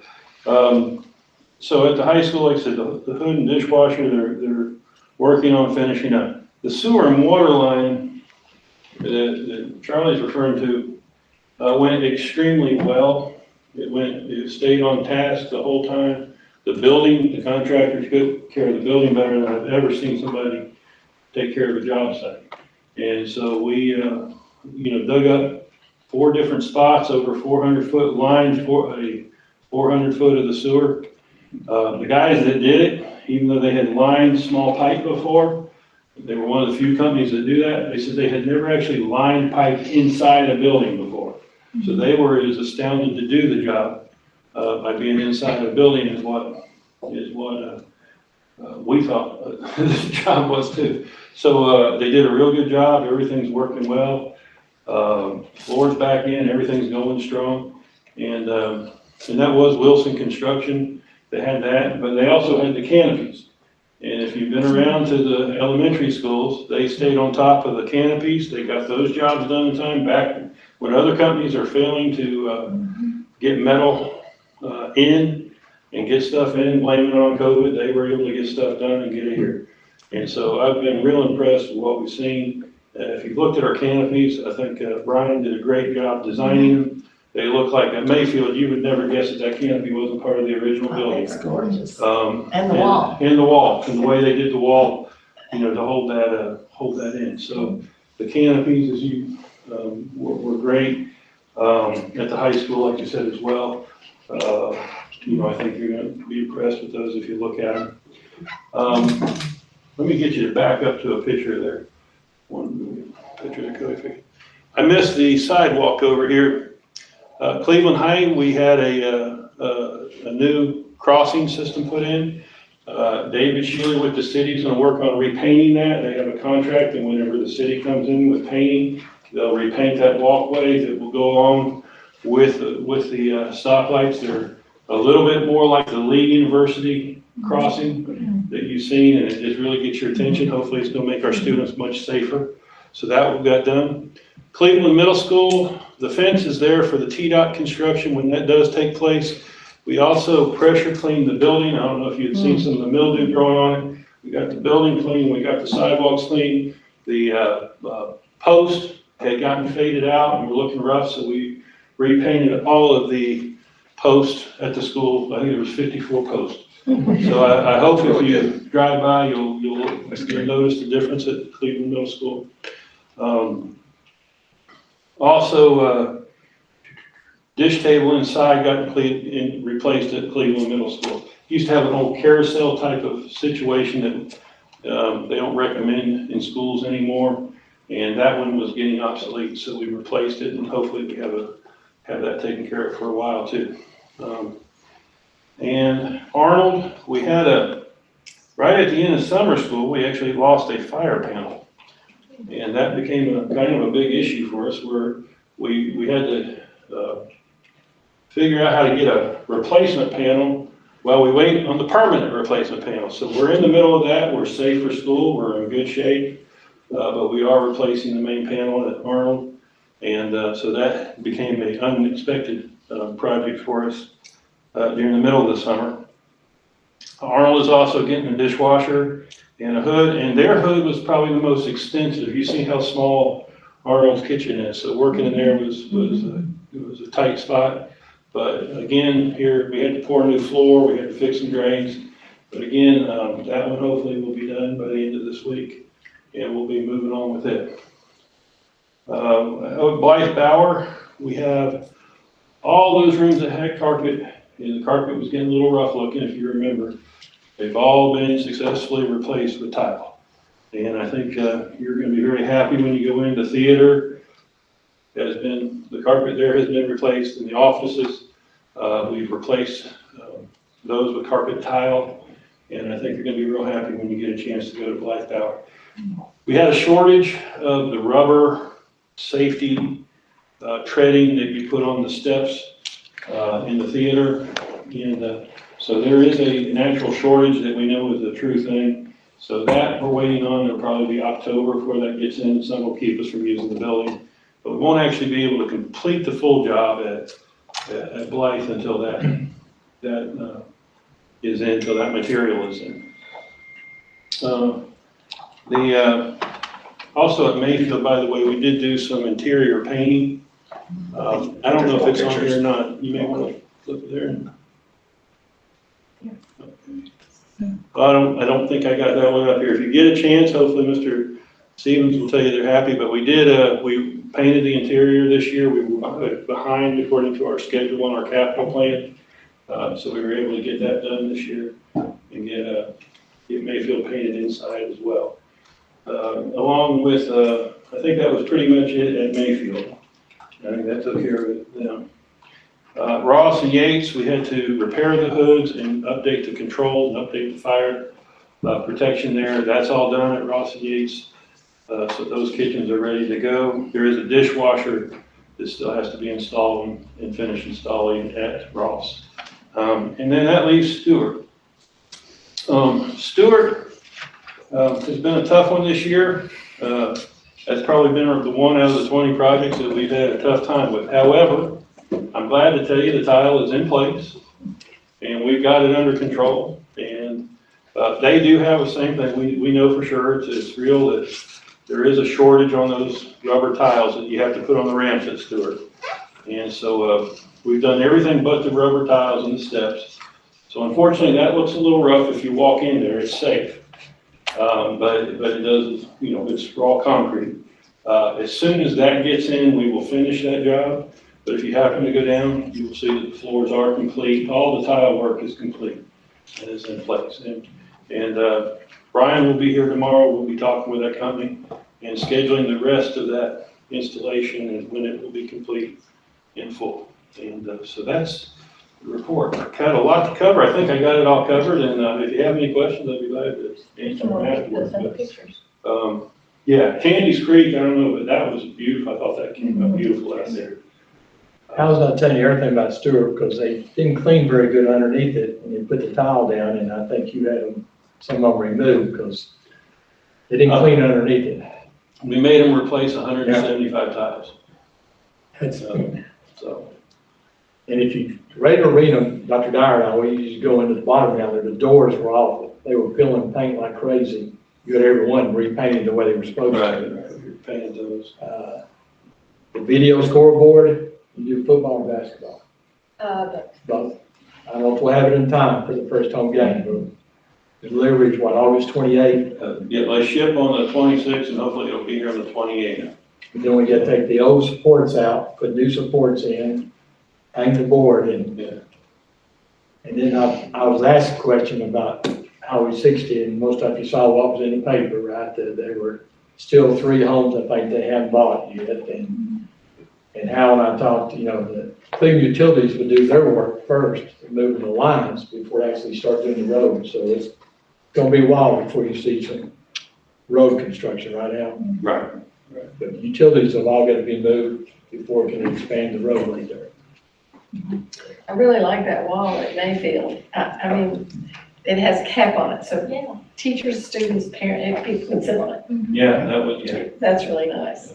And that'll keep those rocks from tumbling on that sidewalk. Mr. Stevens is probably really happy about that. I think he feels pretty good about it. Yeah, the end of the sidewalk mouse makes sure. We know. About the one. And then I wanted to ask about that awning at the high school there. It's tilted backwards, so where does the water go when it rains? Yeah, it will tilt back, but there's also a sewer drain, not a sewer, a stormwater drain right behind that canopy. And so it's designed that way to where it'll feed back into that stormwater drain. But I mean, is the water gonna run off the back down into the grass? It runs down actually through the post. Oh, And the okay. post has an outlet at the bottom that will feed it down at the bottom of the post. Because I thought, why do they tilt? That's gonna fall on people. Becky had a question. We completed all the process of buying the lot going into Kings Creek. Right? That's completely done. That's done. Great. That is, yeah. People will be able to see that school and the kids will be even safer there, I think it's. That's one place that we're behind. I mentioned to her, we've got to get that bush hog. That's one place that we kind of dropped the ball with y'all, but we will work on that and try to get that front. Well, Mount Taylor's gone anyway. So. Yeah, it's on, so we're good. So what's the plan for that piece of land? But the city came in and did the leveling of the 2 lots. So what we'll have to do is work on coming in, mowing that down, leveling that off, and then probably having to seed all that to get some grass growing. Probably do that October, if we can get ready by then. And that's the best time for us to seed. Eventually there'll be a sign out there, but waiting for the road to be expanded. Do that first. Any other questions for Hal? Thank you for what you do, my Yeah. No, appreciate it. Amazing. He's got a great team down there. Amazing. Dr. Dyer showed us a picture while we were at Summer Law of cell phones and vape Oh, yeah. pens being, that were flushed, that were in the sewer pipe, let me just say that. It was kind of amazing. How many was it that you said? Quite a few, but it could have been happening over the last 20 years probably. Well, they were old Things phones. collect, Flip yeah. phones. Flip phones. They were those old flip phones, but So. still, I mean, think about high school kids, oh my goodness. In those days, they were not allowed to have a phone. In the 90s or whatever, they, Yeah. what, Those early were old 2000s. flip phones back then, so. Guess they didn't have them in the 90s. Those were the big brick ones back in those days. Okay. Thank you, Charlie, I engaged your point, okay. Dr. Dyer, we are gonna be rolling to these wonderful policies. Okay, well, the General Assembly, they were very busy last year creating updates and new laws and things. So I'm gonna go through these quickly as you want me to, but we can stop at any one of them and talk as we go. This is first reading for them, so remember, we do a second reading. This is just the first time through, but So here we let's, go. So let's hang on. approve them at the end and not do a vote every time. Okay. Leah, hang on, there's still too much. Starting, I'm gonna maybe need another water here. Just kidding. Policy 3.205, dealing with security. The part we're at here, due to new state regulations, deals with cybersecurity. And this is something that we're already on top of. Dr. Raper's got this taken care of. But according to state law now, we have to have cybersecurity as part of what we do for security overall with the district. So it's adding more about that. 4.101, instructional standards. For lack of a better term, this is a common core law that's been put in place. As you look at this, I'm not going to read all this to you, but under state standards, the following are prohibited, and it deals with any instructional material, textbooks, supplemental materials created to line, and the word is exclusively. That's the word you need to look for. So if it's exclusively aligned to Common Core, it cannot be used. Also, instructional material, textbooks, supplemental materials that are marketed or otherwise identified as Common Core textbooks or instructional materials. So in our district, we really don't have that issue. We don't have anything that's been purchased that has Common Core stamps on it or anything else. We've been very proactive about that, and we know that that's not something that we're teaching in our district. We have Tennessee instructional standards, and that's what we go by, and that's the kind of products we go after and purchase. Now, we have, Jeff and his department has been making sure that teachers understand that going into that this year. And some may choose to use things off the internet sometimes that don't go through approval stages, so we just want to make sure that we're doing the right thing and following the law as best we can. There are financial implications if the district is teaching or using Common Core exclusive material. But again, we're in good shape as far as that's concerned. So I'm not worried about that law really for us. All right, enrollment in advanced courses. This again, new state regulations dealing with this. Under the general category, you can see several things have been marked out because they're no longer in play. This is really talking about how students may enroll in honor courses, dual enrollment, and advanced placement courses. And it does talk about the principal of each school shall have the authority to require additional criteria for the enrollment in those courses. Notification purposes, it talks about this must be in writing. Students will remain enrolled in the course unless the parent or guardian timely submits a written request for removal from that course. So when Ms. O'Brien and her team are going through, if a student qualifies for an honors course and they're put in that course, they stay in that course unless a parent requests in writing for them to be taken out of that course. Unless the other way is if a teacher within, I think, the first 30 days of the class determines the student may not be the best placement for the student, the teacher and principal and parent can work together on that too. So just some new things as far as that goes. One part I would call out here is the very last line of this policy. Grades earned, it talks about college level courses, and you can take college level courses and apply that toward your high school transcript. The big thing to remember, grades earned in such college level courses shall be used to determine class rank, grade point average, and other class distinctions. That's an important piece of it. So if you decide you want to go to a college setting and take an Algebra 2 course, for example, if you make a C, that C applies back to your high school transcript. So I just want to make sure that it's crystal clear as far as that goes, and we'll make that crystal clear to the community as well when we talk about this and make sure everyone's aware. Well, do parents have to sign something saying, I mean, we've had complaints about that before, that a student gets a grade in a dual enrollment course, Right. but it messes up their graduate of distinction or whatever, and they can't. It could. And they all claim they didn't know that, but Mrs. O'Brien has assured us that they all know that, but. I think there is a form they sign, and I'm looking at Dr. Kelly, I think there is a form they sign. I'd have to get you a direct answer on that one, but I believe there is some signature required on those, but we'll find out your answer to that and make sure. For that last sentence that you're talking about. Yes, we can make sure that's printed on whatever we give out regarding that. Well, and also, I think there's also the form that they sign at the middle school if they take a Right. high school level course. Right. Recognizing that There it is. becomes part of the GPA at the high school, because I think that's the issue. Oh, that's true, yeah. We dealt with that when I was principal of middle school and principal of high school too, so very much so. Okay, moving along, 4.206, homebound instruction.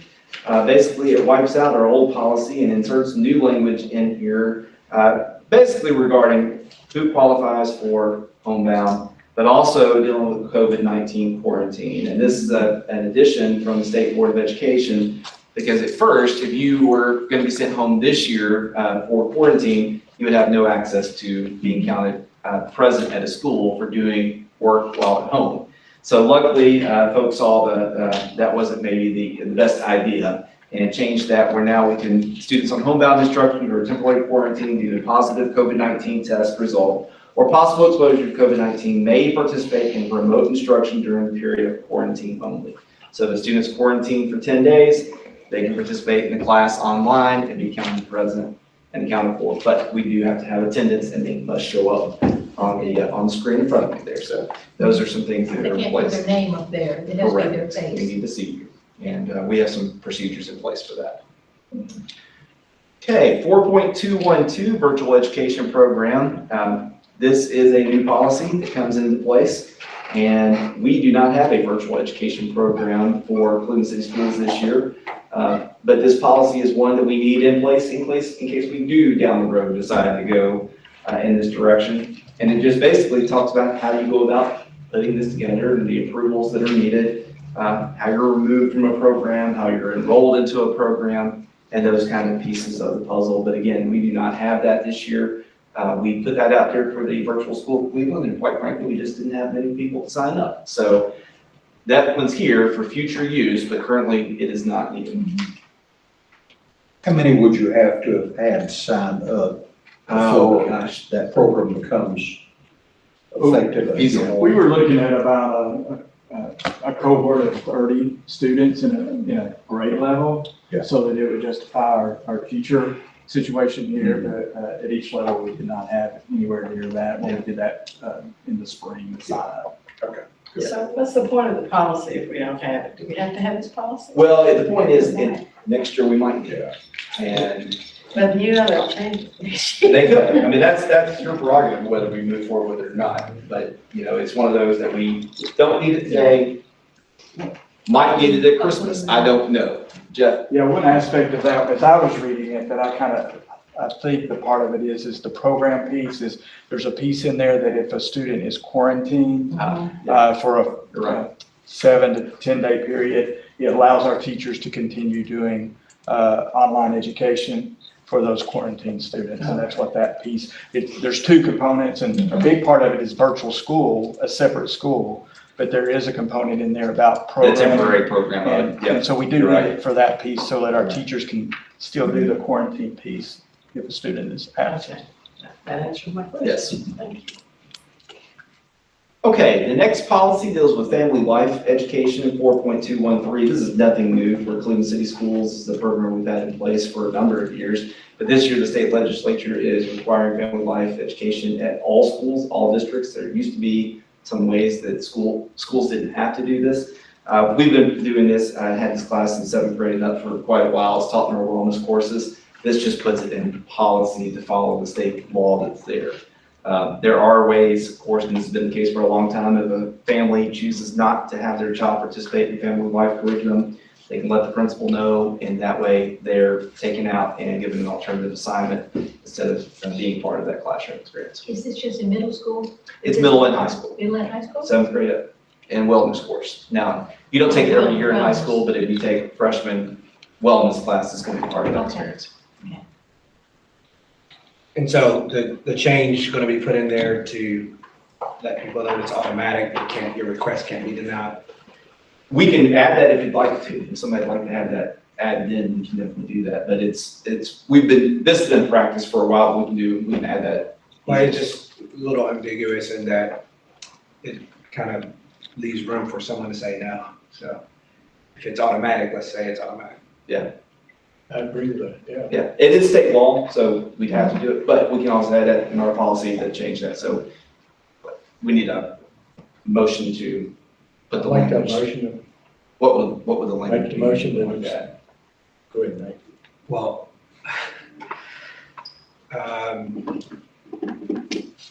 You want the wording of the policy change, or do you want me to just say add, make the motion to add? We can just say to add. Okay. So I move that we add language in the policy that removes any ambiguity and make it definite.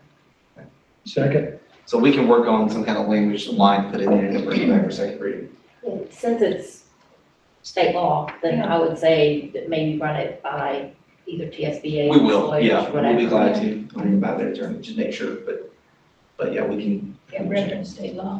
So we don't really need to vote if we don't agree that we want that added, because he'll have to bring it back to us. Yes, it's coming back second reading anyway, so we can do that. Okay. And what we can do is when we add that, maybe put a different color or underline, whatever that is. Is everybody good with that?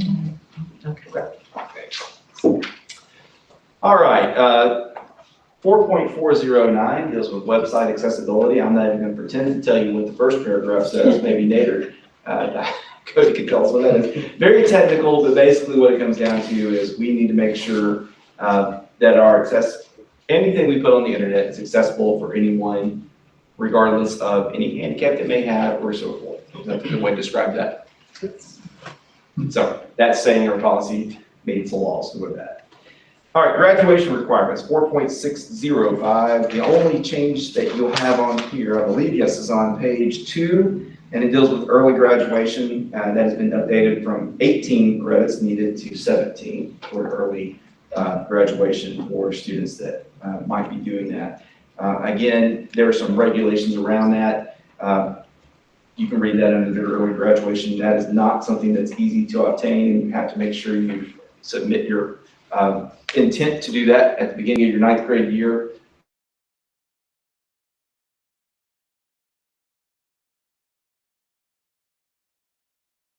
I believe it is dealing with the state regulations on the back side there. So yes, there's some red pieces on the back that will tie into that.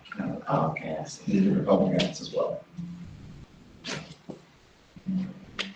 Okay, testing programs, 4.700. The only change there is line 14 of the second page, taking out that last year's test scores did not count toward grades. This year, they go back to counting once again. So that is just changing that one line to go back to the way that the policy read before last year. Okay. Application and employment, 5.106. This just adds a line that says that no person shall be employed who does not hold a valid license to teach or a temporary permit to teach from the state board. So that allows us some wiggle room, basically, to hire folks that are on a permit while they're going through the teaching licensure protocols to get their full license. And that really helps us quite a bit with having some leeway on our hiring that we do. Does that allow us to hire people out of state? It allows a lot of different ways. Kelly, you want to talk about that? How you Permit used it? basically means that they have a 4-year degree that meets some qualifications and they can get a permit to teach. They can't get a true teaching license just because we have a shortage. It's a little different than hiring somebody out of state. We did just pass a law, state board passed some regulations that allows, under most circumstances, somebody from out of state to come in and receive an equivalent license. So hopefully that'll help us with some out of state. That'll help a lot. Yeah. In the world of elementary, it's not that big a problem, but when you get into the higher grades or speech pathologists or pieces like that, that really helps to have some flexibility as folks go for their full license. So that's Is that just the bordering states or, I mean? No, it's pretty much most states. They've kind of loosened up. And that was one of the big changes that they wanted to make. So it's loosened up the ability, if somebody has a teaching license, a professional teaching license at that level, for them to come in and be certified in Tennessee. Yeah. It could be Montana, it could be Georgia. Yes. Anywhere. That's good. It really helps. They'll evaluate their credentials, obviously, but in general. So many people are moving Oh, to yeah. Cleveland. Yeah, and that's good. We need them for Tennessee teaching. too, yeah. Or bus drivers or You know, other we things. also need to add, I wish we could put that out where people in other states that are thinking of moving here know that they can get a permit and they could be hired. Yeah, well, We do, we put it it's out. kind of does Put that this out? recruiting. We let people know, because Good. people will steal them in a heartbeat if they're good, so. Good. No problem with that. The other part of this initial employment just deals with the timeline for when people can accept the job that we offer. It used to be they had up to 14 days to accept an offer to be a teacher or whatever the case may be. Now it just says established by state law, whatever that timeline is. because that kind of one changes kind of often. So just clears that up to whatever the state says, that's what we will do. So there's certain times of the year it's 5 days, most of the year it's 14, but certain times of the year it's 5. All right, 5.117, teacher tenure. We're just getting warmed up, guys.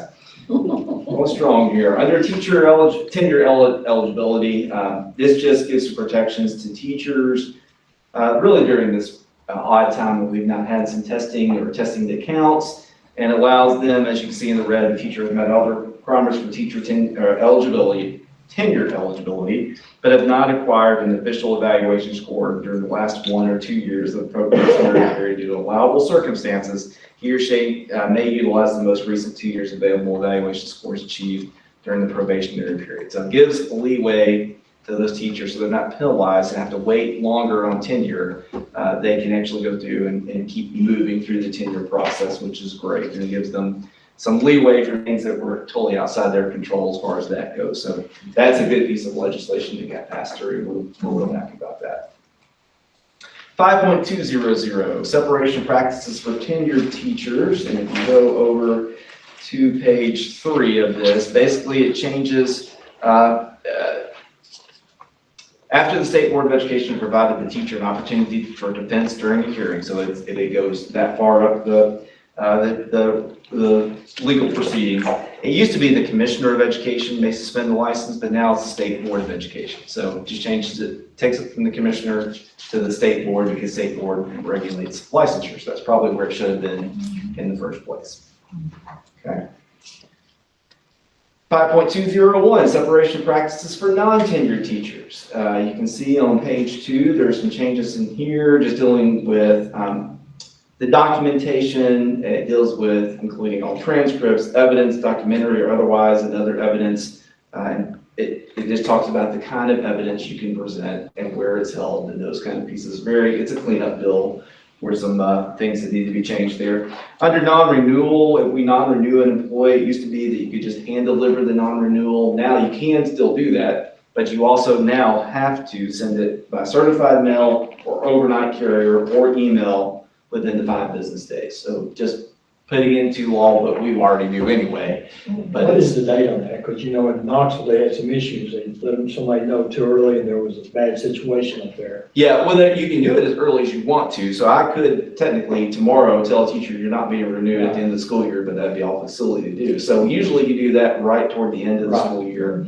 But you have to do it by our policy and by state law by 5 business days following the last instructional day for the school year. There was a situation in Knoxville a few years ago, and the employee was really upset and it was bad. But they let them know before the school year was out, They so way too early and. they sabotaged their instruction and because they were angry. Yeah, it was awful. It's one of those things. It's a timing issue, and if it's a situation that needs to be dealt with, then you deal with it right away. But if it's not, it's because you can non-renew for any reason whatsoever, and it's not a decision you take lightly. You want to give a teacher all the assistance and help you can, but sometimes those cases do come up. In here also, again, it takes away from the commissioner, puts it in the State Board of Education's hand as far as licensure, and the last page is just adding the word "the." So cleaning up the bill a little bit there, including like the policy.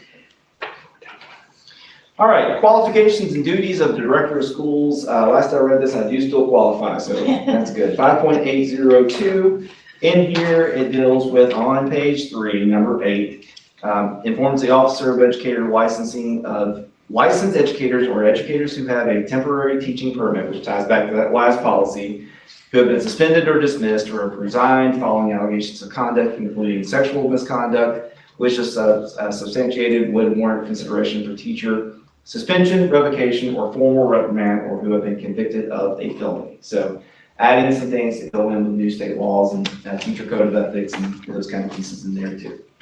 So it just says I have to report those things or else I can lose my license. So final one, alternative education 6.319. This is a TSBA bill they sent up and got approved. And basically this is saying that if a student is going to be sent to alternative school, which we have our alternative school at the middle school and high school at the same school. If you have a student, it's 2 different cases, either a zero tolerance offense, which drugs or guns or things like that. Or an offense, violence or threatened violence, or an offense that threatened the safety of others at the school and so forth. We don't have to send those students to the alternative school that's back right at the high school. We can either do some sort of virtual or homebound, or you can actually provide no education through that. And it's a true suspension for X amount of days. So it goes back to the old law in that sense, and cleans that up as far as the program that's out there. Of course, in special education cases, then you have to do some workarounds on that, but those are the board updates for today. Lotto. They were busy. General Assembly was busy. We didn't bring all of them to you this time. We have some others for another board meeting. That was enough. This is first reading, of course, so we'll read them again. So I need a motion to approve these. Carolyn, Krista, okay, we can do that. All right, now questions or comments? Leah? I had a question regarding the virtual education program, I believe. How we were talking about how if somebody was sent home on COVID, that they'll still be able to receive their education through an online source in order to be present. If that could also be implemented into our students who get sent home with, say, the flu, strep, mono, and we can put that across. all Potentially students. so. Or does it say COVID directly in there? I have to go back. I think it's COVID directed, yeah, COVID directed, related to those absences and the way we can count them present for that. Yeah. I think you're right, because that was a special board, state board policy that was built just for that. Good question. Anybody else?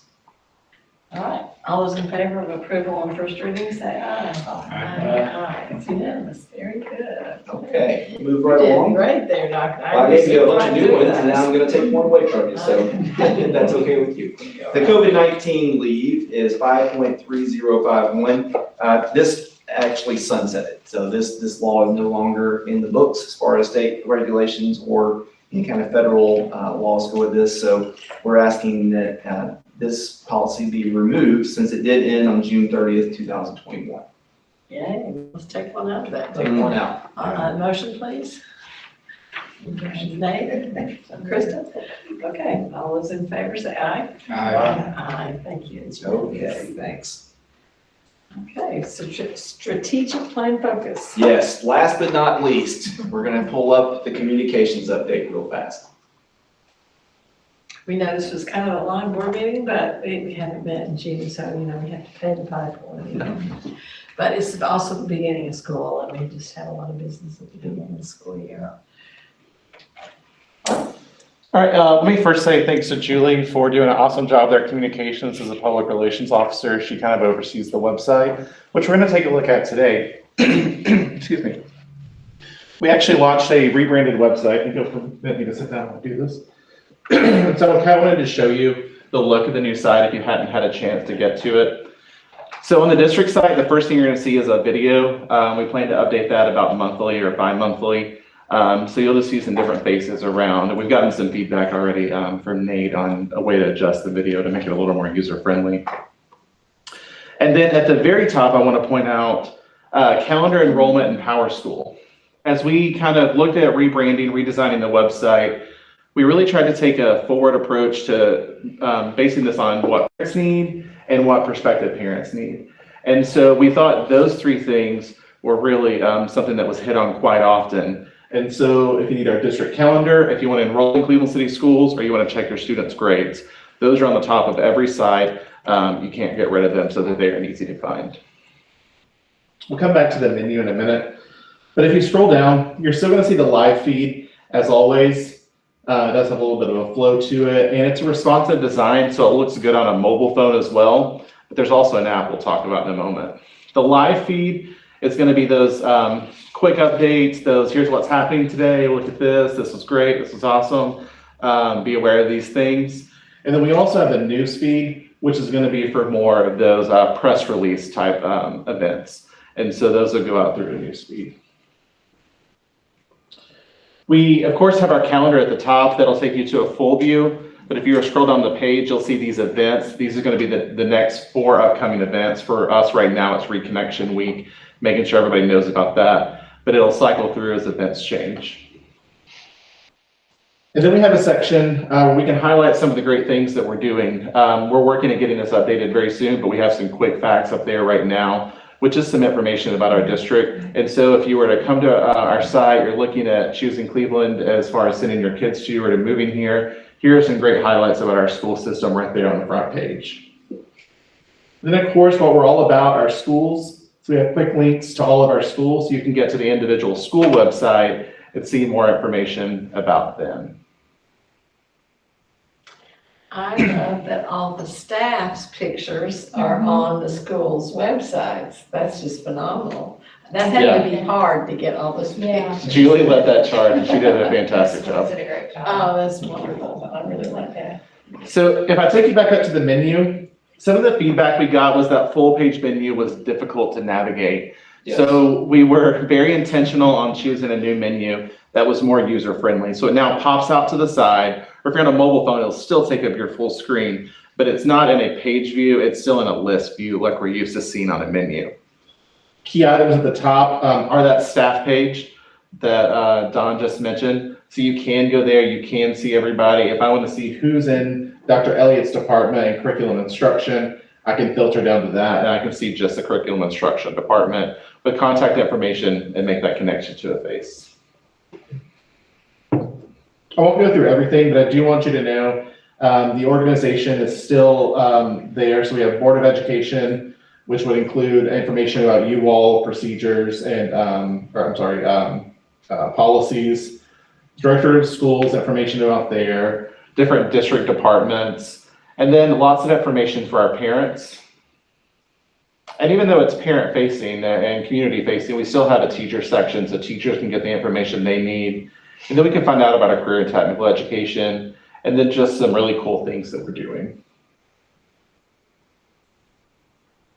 Before I move over to the app, any questions or comments, thoughts about the website? Yeah. So, obviously with, me having kids in elementary and middle school, I automatically go to the site and you guys have done a great job with that. And so I guess my question is, now that we have this great site, what is the plan for schools to use this and put information out? I had a couple parents ask me questions around things that were specific to schools, and I'm not gonna mention the schools. But I sent them there, and surely it's on the website, and then I went and looked myself and it wasn't.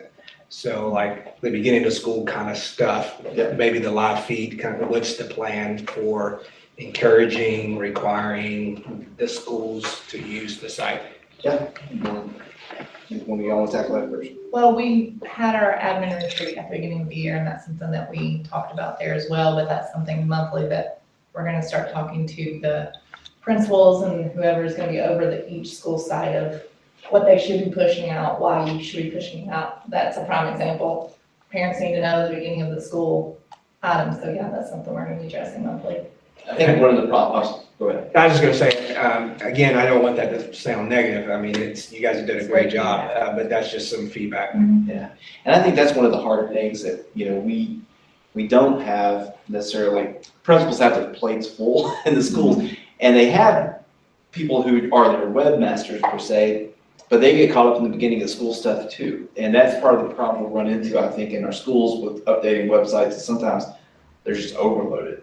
So we need to probably have that conversation with principals about those folks who are doing that, what can we maybe take off their plate, to have more time dedicated to this kind of thing.